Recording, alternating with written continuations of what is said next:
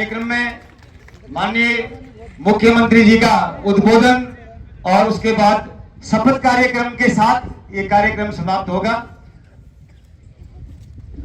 शपथ के समय सारे खड़े होंगे, पहले उद्बोधन माननीय मुख्यमंत्री जी का। गांव में इतना बड़ा कार्यक्रम, थोड़ा सा जयकारा दीजिए, मुट्ठी बीच करके जोरदार नारा लगना चाहिए। बोलिए भारत माता की, भारत माता की। आज के इस दौन विधानसभा के बौसाना गांव में इस कार्यक्रम में पधारे आपके लोक लाडले सांसद सम्माननीय सुमेधानंद जी,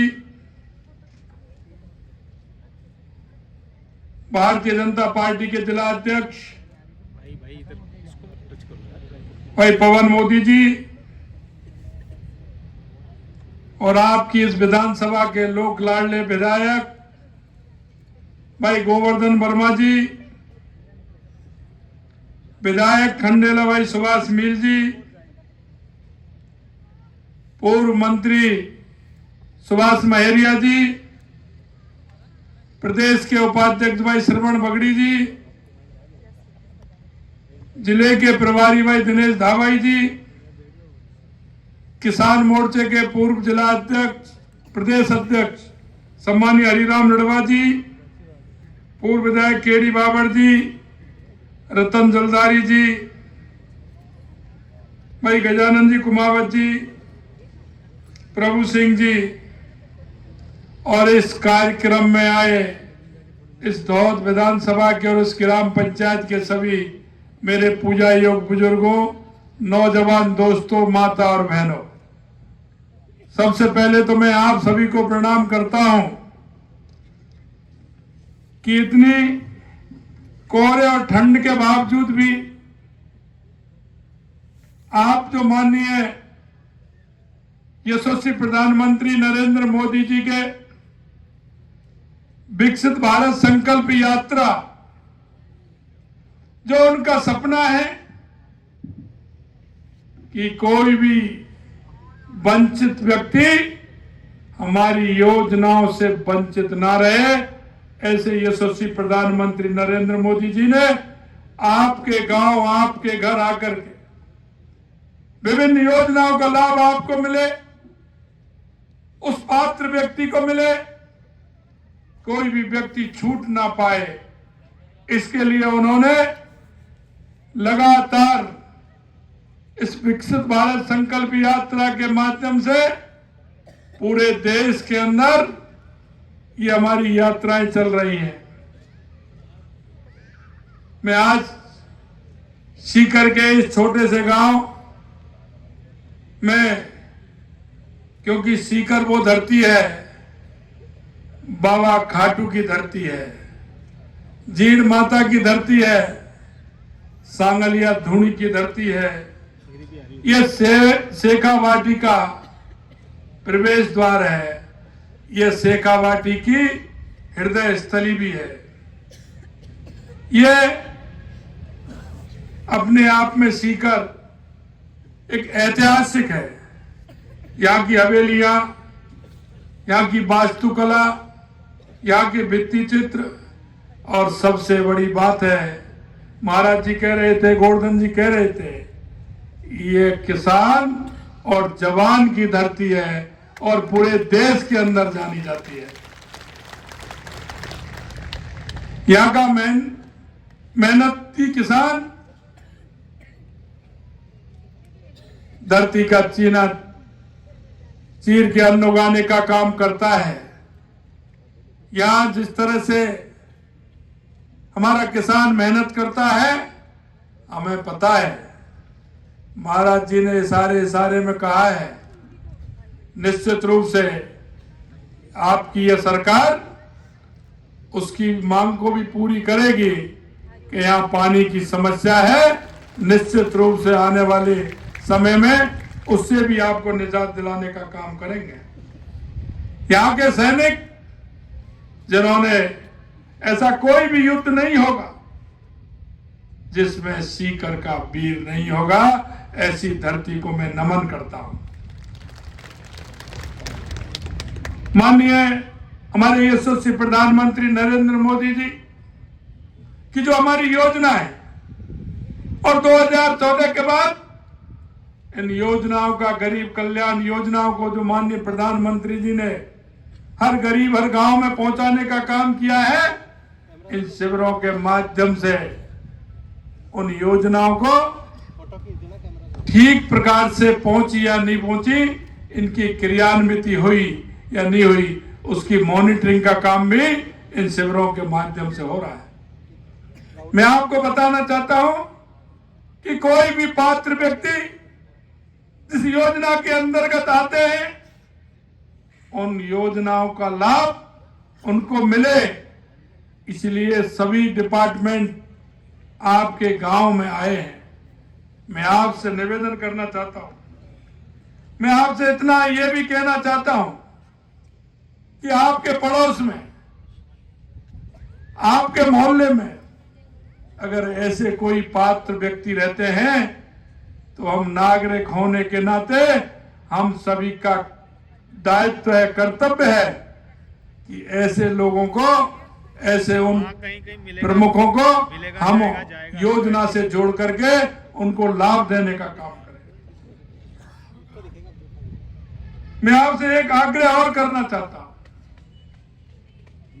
माननीय यशस्वी प्रधानमंत्री जी का यह कहना है कि हमारी योजनाओं का उस गरीब को 100% लाभ मिले, ये हमारे यशस्वी प्रधानमंत्री नरेंद्र मोदी जी कहते हैं।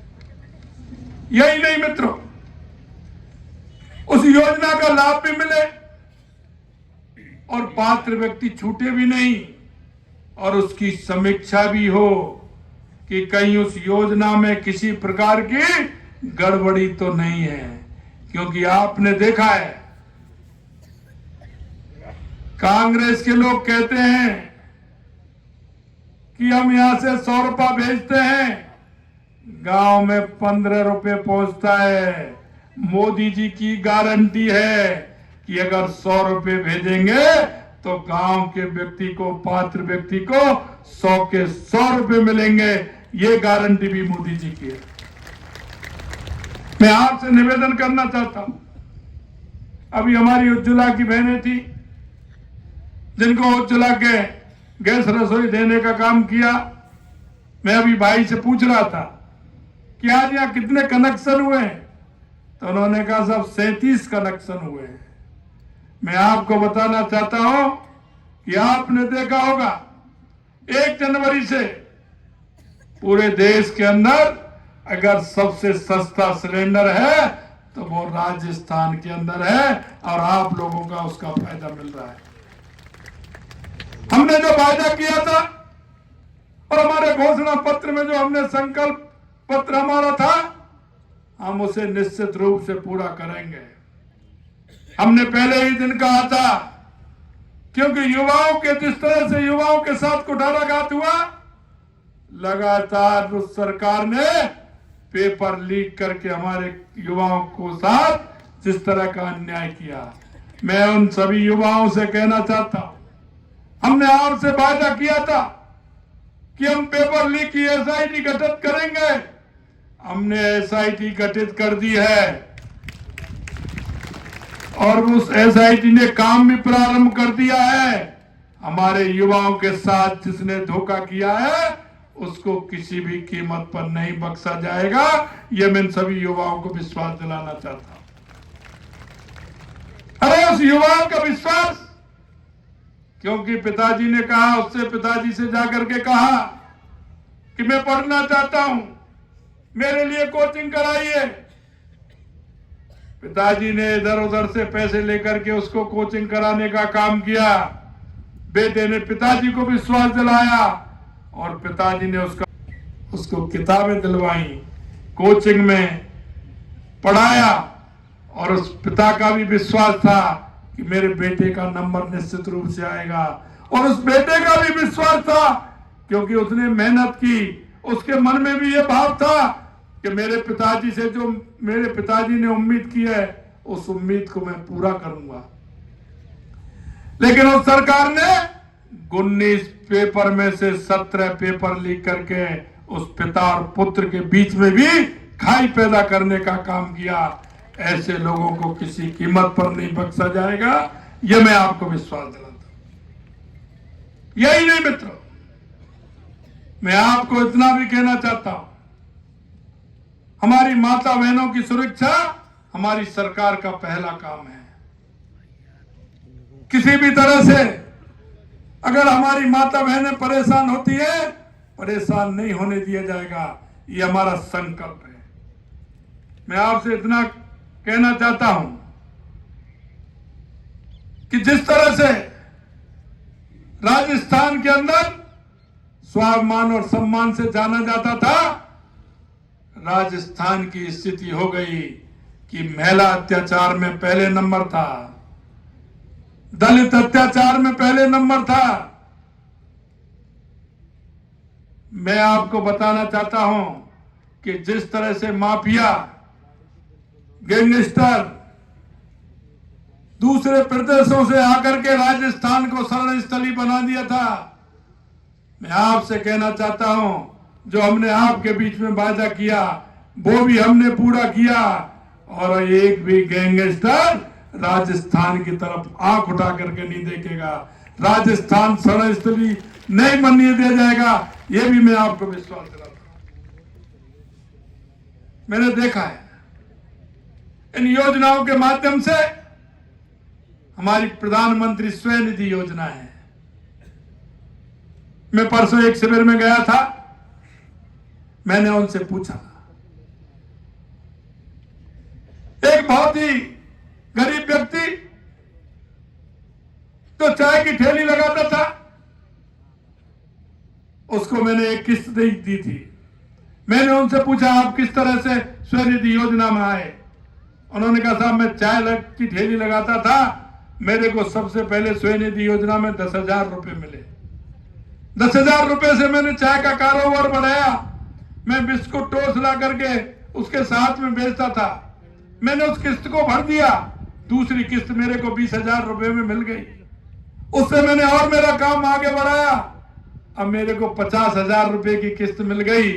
मैंने उस ढकेल को छोड़ करके एक बड़ा खोखा बना करके मैं उसमें अपनी चाय की दुकान चलाता हूं, और अगले 1.5 महीने के बाद मैं ये पैसा भर करके मैंने एक दुकान कर लेना चाहता हूं, और धीरे धीरे मैं वो किस्त को भर के मैं मेरे व्यापार को बढ़ा रहा हूं। अब देखिए कि छोटा सा होटल वाला, होटल चलाने वाला, ठेली चलाने वाला, ऐसी 2 बहनें थी। उन्होंने कहा, हमने मिलकर के, दोनों ने मिलकर के 10-10 हजार रुपए लिए थे, और उन्होंने कहा कि हम 1 लाख की किस्त अब लेने वाले हैं, लगातार हम दे रहे हैं, सरकारी हमारा ब्याज दे रही है। तो मैं आपसे इतना ही निवेदन करना चाहता हूं, हमारी एक एक योजना बहुत महत्वपूर्ण है, आप उन योजनाओं का लाभ उठाइए, क्योंकि गांव में जहां हम काम करते हैं हमारी जानकारी होती है कि कौन व्यक्ति पात्र है। हम एक साधारण कार्यकर्ता होने के नाते, एक देश के नागरिक होने के नाते हमारा भी दायित्व बनता है कि उन पात्र व्यक्तियों को इस योजना का लाभ दिलाएं। अब तक प्रदेश में 5,345 स्थानों पर यह यात्रा हमारी गई है। आने वाले समय में एक भी पंचायत ऐसी नहीं रहेगी जिसमें हमारी ये यात्रा नहीं जाएगी। मैं हमारे जनप्रतिनिधियों से भी कहना चाहता हूं कि हर शिविर में वो जाएं, उससे पहले शिविर का प्रचार प्रसार हो, योजनाओं के बारे में जानकारी हो, उन योजनाओं का लाभ हम दिलाएं। हमारी राजस्थान में इस योजना से पहले नंबर पूरे देश में है, क्रेडिट कार्ड देने का काम किया है, देश में सबसे ज्यादा राजस्थान के अंदर किया है। मैं आप सभी को बहुत बहुत धन्यवाद देना चाहता हूं कि हर क्रेडिट कार्ड के अंदर राजस्थान इस विकसित भारत संकल्प यात्रा में पहले नंबर है। उज्ज्वला योजना में हम पूरे देश के अंदर कई प्रदेशों से आगे हैं। मैं आपसे इतना भी कहना चाहता हूं, स्वास्थ्य कैंपों में लगभग 16 लाख लोगों से ज्यादा इस स्वास्थ्य कैंपों में हमारे लोगों ने फायदा लिया है। मुझे यह बताते हुए खुशी है कि अब तक करीब 13,61,000 से अधिक लोगों ने स्वास्थ्य की जांच कराई है। आपके यहाँ गांव में स्वास्थ्य की परीक्षण के लिए हमारी टीम आई हुई है। आपको कहीं जाना नहीं पड़े, आप उस स्वास्थ्य की जानकारी, स्वास्थ्य की जांच आप यहाँ करा सकते हैं। और सबसे बड़ी बात मैं आपसे कहना चाहता हूं, जो हमारी जेनेटिक दवाई है, जो माननीय प्रधानमंत्री नरेंद्र मोदी जी ने, जो आपको भी बता रहे थे मेरे को, कि 147 रुपए की दवा या 10 रुपए में मिलती है, 200 रुपए की दवा या 13 रुपए में मिलती है, जो बाजार में आपको 200 रुपए में मिलती है। इन जन औषधि केंद्रों के माध्यम से मैं आपसे यही कहना चाहता हूं कि ये अच्छी दवा है, इनके कीमत उनसे बहुत कम है, इसलिए उसका भी लाभ आप उठाएं। आधार कार्ड जिनके नहीं बने उनके आधार कार्ड बने। और मैं आपको बताना चाहता हूं, मुझे खुशी है कि आयुष्मान भारत के तहत हम 5 लाख नहीं, हम 25 लाख तक का इलाज करा सकते हैं। ये हमने केंद्र सरकार ने राजस्थान के अंदर 25 लाख तक का इलाज हम करा सकते हैं। इसलिए कोई भी व्यक्ति इलाज के बिना, वो गरीब व्यक्ति किसी भी प्रकार से उसके घर के परिवार को हानि नहीं पहुंचे, ये माननीय यशस्वी प्रधानमंत्री जी ने कहा है। मैं आपसे यही निवेदन करना चाहता हूं, शिविरों में जिस तरह से भीड़ उमड़ रही है, लोग आ रहे हैं, और एक बात सबसे बड़ी बात है कि जनता को विश्वास है कि देश के यशस्वी प्रधानमंत्री नरेंद्र मोदी जी कहते हैं वो करते हैं, और करते हैं वो ही कहते हैं। और हमने जिस तरह से गरीब कल्याण की योजना लागू किया है, उनका लाभ नीचे तक पहुंचे, इसलिए इन शिविरों का आयोजन किया है। मैं आपसे इतना ही कहना चाहता हूं कि हम सब एक सच्चे नागरिक होने के नाते इनका पूर्ण रूप से लाभ उठाते हुए इन हम शिविरों में काम करें। और माननीय प्रधानमंत्री जी नरेंद्र मोदी जी के द्वारा जिस तरह से गारंटी, मोदी जी की गारंटी हर विषय पर दी जाती है, आप उस गारंटी के साथ काम करें, ऐसा मेरा आप सभी से आग्रह है। मैं आपसे यही कहना चाहता हूं कि इन शिविरों का ज्यादा से ज्यादा लाभ उठाएं, हमारे सभी उन पात्र व्यक्ति को लाभ पहुंचाने का काम करें, ऐसा मेरा आप सभी से आग्रह है। मुझे पता है कितनी ठंड है, उस ठंड के बावजूद भी आप इतनी बड़ी संख्या में आए, माता बहनें बहुत बड़ी संख्या में आई हैं। मैं उन सभी को बहुत बहुत धन्यवाद देना चाहता हूं, साधुवाद देना चाहता हूं। मुझे अगले कार्यक्रम में जाना है, मैं इसलिए आज आपको कम समय दे पाया। मैं आपसे निश्चित रूप से वादा करता हूं, सीकर आऊंगा और इन कार्यक्रमों के माध्यम से एक अच्छे कार्यक्रम हो, उसमें भी मैं सम्मिलित होऊंगा। आप सभी को बहुत बहुत धन्यवाद। नमस्कार, जय हिंद, जय भारत।